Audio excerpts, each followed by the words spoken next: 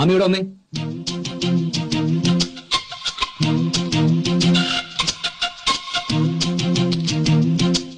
നീ എന്തിനാ ഔട്ട് ഹൗസിന്റെ ടോയ്ലറ്റിൽ പോയത്?